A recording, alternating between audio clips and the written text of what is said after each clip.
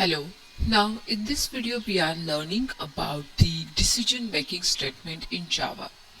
So we are generally use the decision making statement when we have decided which block of the code will be executed, or we can say if you want to make a certain decision or if you want to make a certain conditions in your code, then we can use the decision making statement.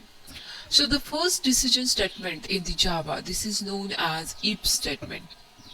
So when we are using if statement, if you having only one situation, then we can use the if statement. Okay, for example, suppose if I want to check my number is only positive, then I can use the if statement. So what is the syntax of if statement? So in the if statement means the code block after the if statement is executed if the value of the condition is true. If the value of condition is false, then the code of the block will not executed. So what is the syntax of if statement? First we need to write if, then condition. If this condition is true, then the statement will print it. Otherwise, if the condition is false, then it will not print it anything. Then second decision making statement in Java, this is known as if-else statement.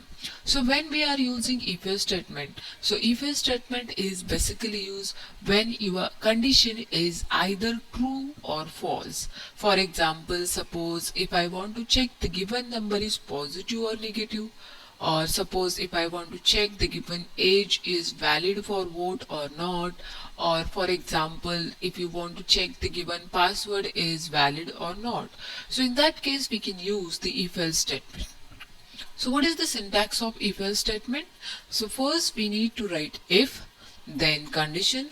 If the condition is true, then it will print the output. If condition is false, then it will be going on the else part. So else part is always executed when condition is false, and if part is executed when condition is true. Then next part of the decision making statement, this is known as if else if ladder. So if else if ladder is basically used if you want to check more than two situations, then we can specifically use if else if ladder. For example, if you are going on the any mall and we need to get some discount on the particular amount of shopping, then we can use if else if statement. The next example, suppose if you want to find the greater number between three numbers, then we can use if else if statement. One more example, suppose if you want to print the grade according to the marks, then also we can use the if else if statement. That means if you want to check more than two situations, then we can use or we can prefer the if else if statement. So what is the syntax of if else if? First we need to write if, condition 1. If the condition 1 is true, then it will print the statement. Otherwise it will be going on the else if. If the condition 2 is correct, then the statement 2 will be executed. Otherwise going on the next situation, then again we need to write else if. At the last we need to write else. So when the else part will be executed, when if any condition is not executed, then it will be going on the else part. The last decision making statement, this is known as a switch case statement. So switch case statement is same like as a if else if statement. That means if you want to check more than two situations, then we can preferring the switch case statement. But in the switch case statement, the result is printed according to the cases.